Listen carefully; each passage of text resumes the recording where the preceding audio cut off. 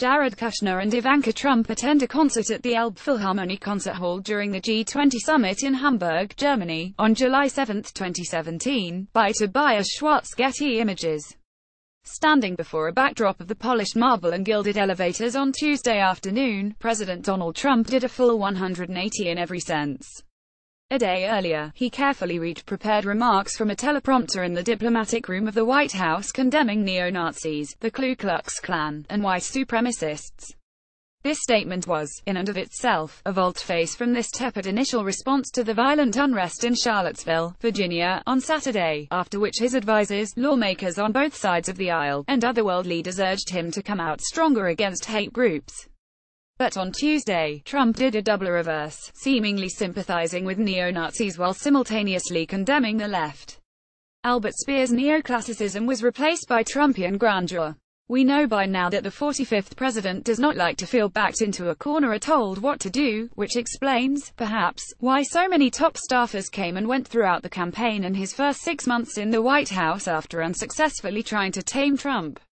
And so on Tuesday, when those gold elevator doors opened in Trump Tower for a press gathering meant to be devoted to his administration's infrastructure agenda, he backtracked toward his initial reaction, that the events in Charlottesville were the result of violence from both sides. You had a group on one side that was bad.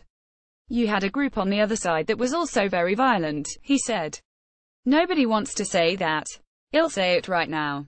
He added that the alt-left was also very, very violent in confrontations with neo-Nazi groups and white nationalists, who wielded torches and waved flags with swastikas and Confederate flags and chanted "Jews will not replace us." The impact within Trump's inner circle was unmistakable. Gary Cohn, the president's chief economic advisor, and Treasury Secretary Steven Mnuchin, both Jews, stood beside the president during the exchange, which, again, had been billed to them and everyone else in the room as a talk about infrastructure, with blank countenances. John Kelly, his new chief of staff, Winston, kept his eyes glued to those marble floors as the president spoke. Curiously absent from the event, the president's first return to Manhattan since he took office, were his daughter Ivanka and her husband, Jared Kushner, both of whom moved to Washington in order to serve in senior roles in the administration. Both are also practicing modern Orthodox Jews, who observe Shabbat each weekend and send their children to Jewish day schools, and would presumably reject Trump's commentary for profound personal reasons. Ivanka had tweeted denouncing the racism witnessed in Charlottesville on Sunday morning at the hands of neo-Nazis and white supremacists, long before her father did, after reflecting on the news once Shabbat ended. The New York Times reported that the couple, who had been with the president at their golf club in Bedminster, New Jersey, at the time, urged Trump to moderate his tone after his initial statement. Kushner, of course, is the descendant of Holocaust survivors. A story of their remarkable journey, the miracle of life, sits in the entrance of the Kushner Company's headquarters at 666 Fifth Avenue. This has become a common trope in the brief history of Ivanka and Kushner's place in the Trump administration orbit. President Trump will take an extreme stance. People wonder why this New York, cosmopolitan, well-groomed, formerly Democratic couple didn't talk their father out of it, and then people close to them recount that they had, in fact, urged him to moderate, but that the president is his own man, as others in his era, was simply fulfilling a campaign promise, that their hands were bound by their own golden handcuffs, but they sure did try. This is what happened with the president's immigration platform. Ivanka, according to people close to her at the time, expressed her concern about what would happen to dreamers under his plan. And again with the Paris Climate Accord. And again over the weekend with Charlottesville. The other repetitive beat in the Trump-Kushner timeline has been that when things are at their worst, they also tend to vanish.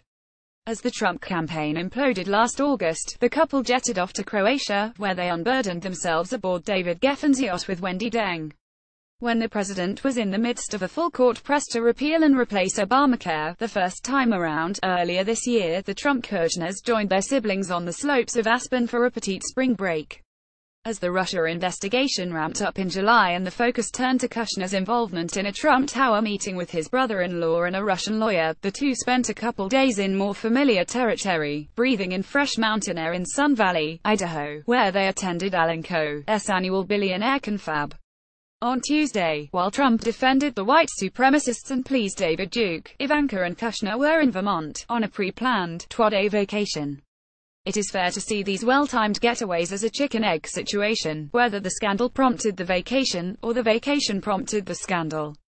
As one person close to the couple explained to me soon after inauguration, the president tended to get in most trouble on Saturdays, when the couple was observing Shabbat, and couldn't advise him away from his more self-destructive tendencies. By now, though, it is clear that they don't have nearly as much sway as anyone had assumed. They do, however, deserve credit for perfect timing in honoring their real estate scion roots and birthrights to a spring break in March and a subsequent August vacation, regardless of the fact that they are now in charge of Middle East peace and job creation. While their absence always draws a certain amount of attention, it was particularly felt on Tuesday. Infrastructure, after all, is under Kushner's vast West Wing portfolio. Ivanka Trump had been the highest-ranking White House official besides her father and member of the Trump family to publicly denounce hate groups. Still, they decided to go ahead with a 2-day trip, just up north to Vermont, while the country was raging on an issue that touches the parents of 3 Jewish children directly. The two are worth as much as an estimated $740 million. They can foot a late cancellation fee.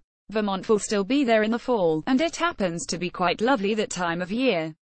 There is a Vermont teddy bear factory bear modeled after the first daughter ready to head out to business meetings with her briefcase and pearls. Many believed that this moment in Trump's presidency may be the final straw for the more rationally minded members of the administration.